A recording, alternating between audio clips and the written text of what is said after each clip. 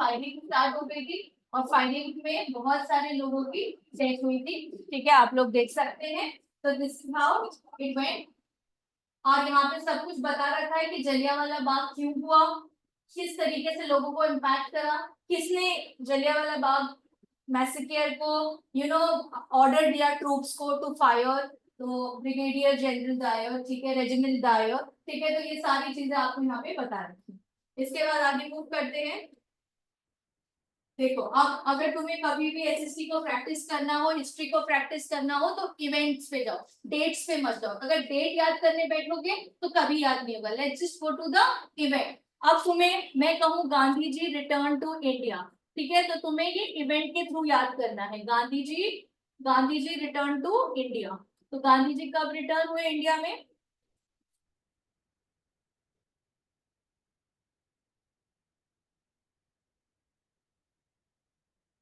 Gandhi ji return to India. तो ऐसे एक बार लिख के फटाफट से आप लोग प्रैक्टिस कर सकते हैं। 1950, सॉरी 1919 लिख दिया मैंने गलती से। 1950, ठीक है। उसके बाद उन्होंने वो कौन से आइडिया के साथ आए? विद द कॉन्सेप्ट ऑफ सत्याग्रह।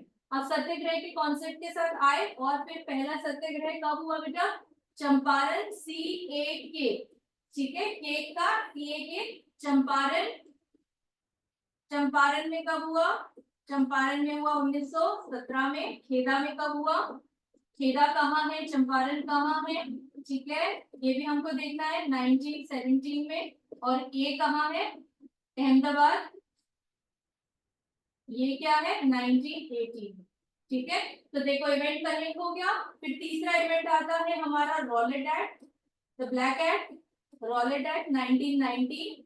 उसके बाद जलियांवाला बाग मैसेकेयर 1990। जलियांवाला बाग मैसेकेयर इतना लिखिए बेटा, 1990। देखो सारे डेट्स कनेक्ट हो गए ना, इयर्स कनेक्ट हो गए। 15, 17, 17, 18, 19, 19, ठीक है। उससे पहले क्या हो रहा था? 1914 टू 1918 क्या हो रहा था? 1914 टू 1918 वर्ल्ड वॉर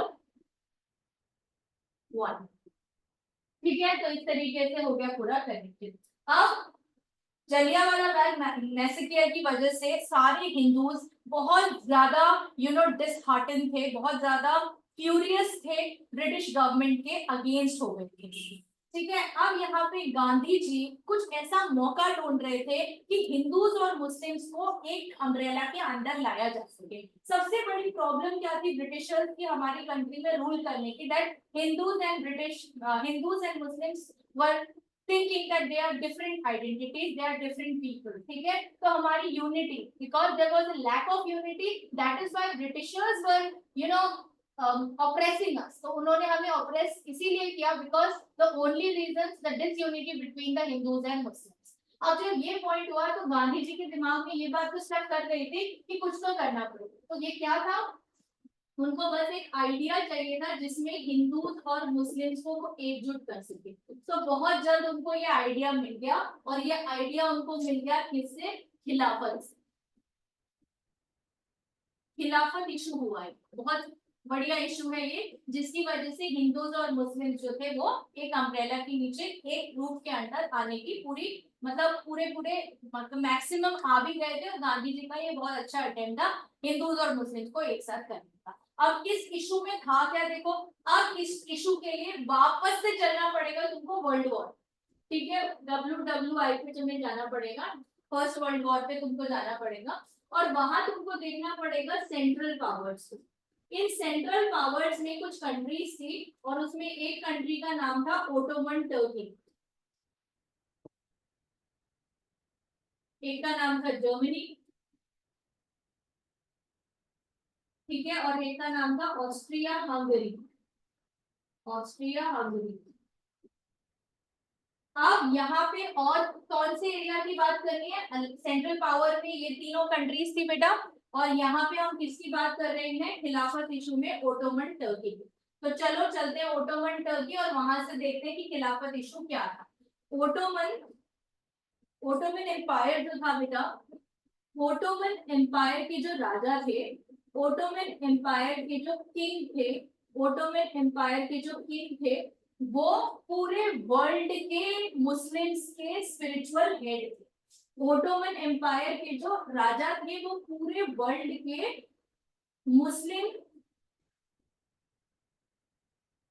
प्रीचर्स के क्या थे, इस्लामिक प्रीचर्स के क्या थे, स्पिरिचुअल हेड थे। अब ये बात बहुत बुरी लगी पूरे वर्ल्ड के मुस्लिम्स को कि सेंट्रल पावर जो थी वो वर्ल्ड वॉर वन हार गई। World war one central power जो थी वो हार गई थी और ओटोमन टर्की के ऊपर एक बहुत ही हार्श ट्रीटी लगाई गई थी। कैसी ट्रीटी लगाई गई थी? बहुत ही हार्श ट्रीटी। एक बहुत ही हार्श ट्रीटी लगाई गई थी, बहुत ही हार्श। उसमें ये बोला गया कि अब जितने भी टर्किश, ये एक्चुअली ऑटोमन टर्की बोलते हैं इसको, जो तुर्क बोलते हैं हिंदी में, ये जो टर्की का एरिया है, ठीक है, वहां पर जितनी भी मॉस्क्स हैं, ठीक है, जितने भी एरियाज हैं जहां पर मुस्लिम्स जाके प्रे करते हैं, उनका जो हॉली प्लेस है, वहां पे अब उनका कोई राइट नहीं रहेगा। ठीक है, टर्की के और नॉन टर्किश ट्राइब्स में, मतलब नॉन टर्किश टेरिटरीज में जितने भी हॉली एरियाज है टर्की के भी कुछ हिस्सों में, और मेजरली नॉन टर्किश एरियाज, यानी कि टर्की के अलावा जो एरियाज थे, जैसे कि आपका हो गया, इजिप्ट हो गया, लिथुनिया हो गया, ठीक है, लेबनान हो गया, यहाँ इन सब एरियाज से सारा का सारा राइट हट जाएगा। ठीक है, अब कोई राइट नहीं है, वहां पे जाके उन मॉस्क में आप प्रीच नहीं कर सकते। तो ये हार्श ट्रीटी लगाई गई ओटोमन टर्की की, मतलब वो एरिया पूरा किसका हो जाएगा, अलाइज का हो जाएगा, क्योंकि ये तो हार चुके हैं। तो अब ये बात पूरे वर्ल्ड के मुस्लिम्स को बहुत बुरी लगी कि हमारे जो ओटोमन एम्पायर के जो राजा हैं और जो हमारे स्पिरिचुअल हेड हैं, उनको, उनके साथ इतना गलत हो रहा है, उनकी पावर्स को एक तरीके से छीना जा रहा है। तो पूरे वर्ल्ड के मुस्लिम्स जो थे बड़े दुखी हो जाते हैं, पूरे वर्ल्ड के मुस्लिम्स जो होते हैं वो एनरेज हो जाते हैं, Muslims were enraged.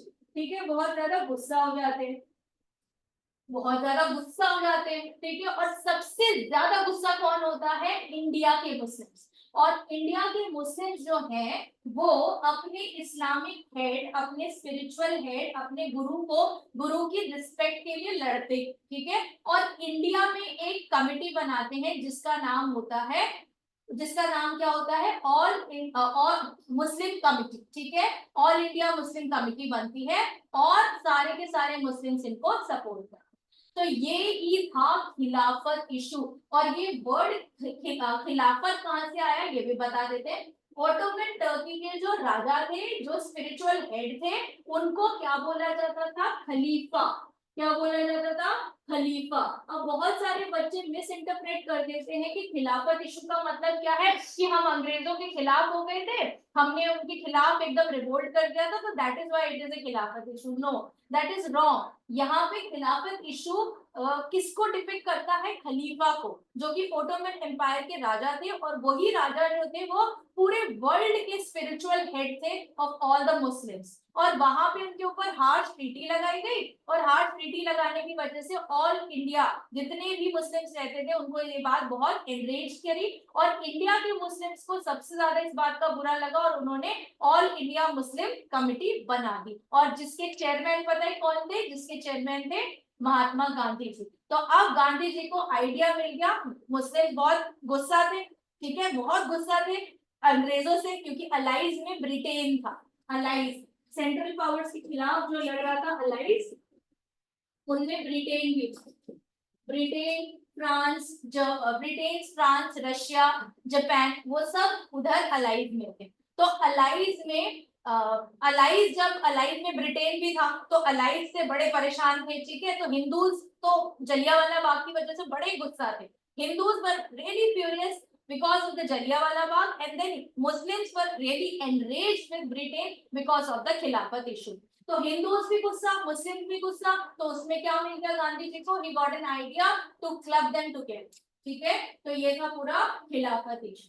So this is the Khilafat issue. Let's see, यहाँ पर देखते हैं what was the Khilafat issue.